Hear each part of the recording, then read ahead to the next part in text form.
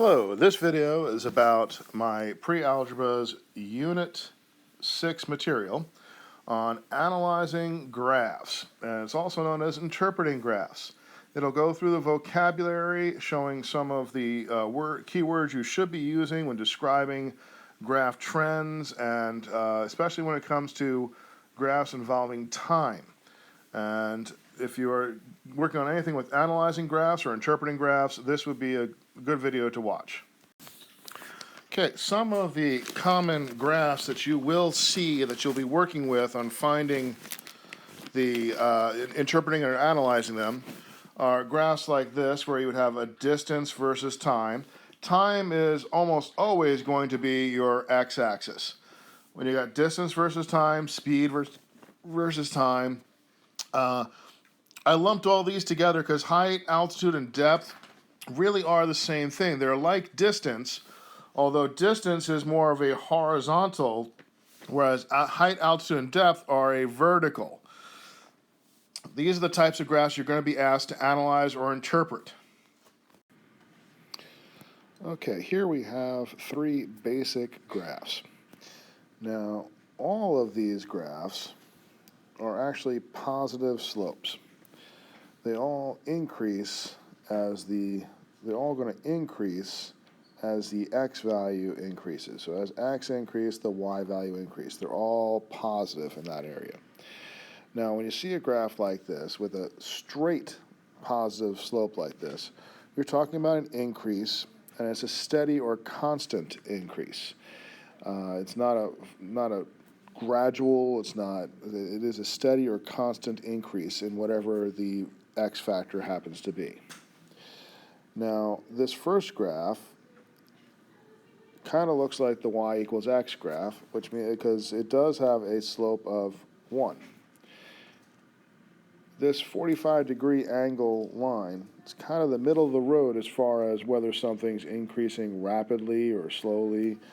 When you've got this 45-degree angle, it's kind of in between. It's neither fast nor slow. It's just kind of in between. Whereas a slope less than 1, like those here, this one here in the center, is going to be, okay, so we have a slope less than 1, and when that happens, you are saying that you've got a shallow or slower occurrence that's happening here. So when you have something like this, it's going to be slow. It's not going to be quick. It's a slow change, slow pace of walking, slow driving, and whenever it's like this, it's a slower rate of change. And this is usually represented by a slope that is less than 1, which means it's a fractional value, a regular proper fraction, meaning the top number, the numerator, is going to be less than the denominator. Now, over on this third graph here, we have slopes that are going to be greater than 1, and they will represent steeper or faster changes. So the rate of change is increasing rapidly here. So when you're interpreting graphs, you've got not only do you have to say whether that is increasing, but you'll also have to say when you see these whether it's just increasing at a regular rate, a constant rate is a good way to say it. This is a slow but steady or slow and constant rate. This would be a faster constant rate or steady rate. These are all good words to be using when you're asked to interpret these graphs.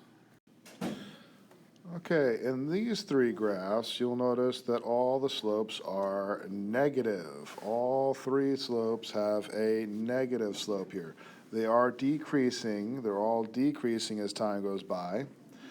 And since they are straight lines, they're decreasing at a steady or constant rate. These are words you would use to describe what's going on here. Now, to be a little more specific, when your line looks like this, which would be one that has a slope of -1, this would be a -1 slope, not a +1 slope, then this would just be the plain old decreasing at a steady or constant rate. Now, if it was like this, where the slope would be greater than -1, now don't let this fool you. It's still fractions, but because we're talking about negatives, those fractions are actually going to be greater than -1 when you look at them, because of the negative in front of there. But this slope is still going to be we're going to be talking about shallower or slower rate of change than you would when you're looking at, when you're looking at this slope here. This is slower than this. And then this last one here, you have the slope being less than -1, which means it's actually going to be greater than 1 as we look at the absolute value of it.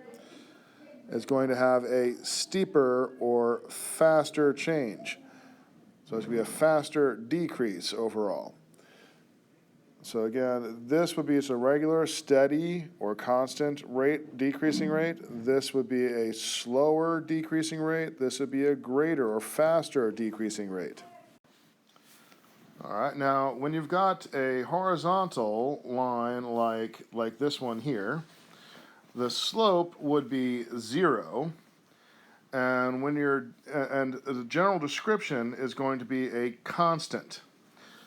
What I'm saying here is when this axis, the y-axis, is speed, and you have a line like this, you're staying at a constant speed, cruising, putting in cruise control, that kind of thing. When you have distance versus time and the lines like this, that means you're not changing your distance. If you're not changing your distance, you are standing still. You're not moving. Something to keep in mind there. All right, when you have a vertical line like this, your slope is undefined, and you would be now when you've got this, it means that when you've got distance versus time, it means you have a sudden change in the distance versus time, sudden change in distance. This can't happen. You can't be in two places at that same exact time. So when you've got distance versus time, this is impossible. You cannot have a person in two places at the same exact time. However, with speed and time, having a line like this means that you did have a very sudden deceleration. You've stopped, decelerated very, very, very, very instantaneously here. So you happen instantaneously. Now that would generally mean that you've, hit a brick wall. All right. So when something like this happens in a speed versus time, we're talking about hitting a brick wall. If we're talking about altitude versus time, they're talking this can't really happen because you're talking about being at this altitude and this altitude at the exact same time, which just can't happen. So although it may look like the plane is falling when you do altitude versus time, this is just impossible. They would be in the same spot, two spots at the same time, which is impossible. Over here, we're looking at, in particular, we want to look at this point right here. This would be the 0 value for y. Whenever the line of the graph crosses into the x-axis, this is also known as your x-intercept, but it would be the 0 value for y. And that's important because when you have the 0 value for y, that would mean that your distance is going to be 0, your speed will be 0, your height will be 0. Whatever the y-axis is, that's when it becomes 0. And when you're talking about something like distance from something, when you hit 0, that means you're back at that original place, or you're at that original place. Now, down here, we're looking at this particular point right here, which is the 0 point for x. So at that point, x is equal to 0. This is known as the y-intercept. It's also good when interpreting, looking at as the starting point or initial value. So that point there would be the initial value, the initial height, initial speed, initial whatever. So whether that point's here, anywhere along this y-axis, the x value is going to be 0, and it's going to be your starting point or initial value. Okay, I had hoped to have time before this evening to get this one voiced over, I am going to have to leave this slide as is for now to get it posted as quickly as possible. Hopefully I will post a secondary video with this one and an explanation for the graphic on the next slide, and I'll get that posted soon. This one, as I said on the last slide, I'm hoping to get this with an explanation and possibly some additional examples later.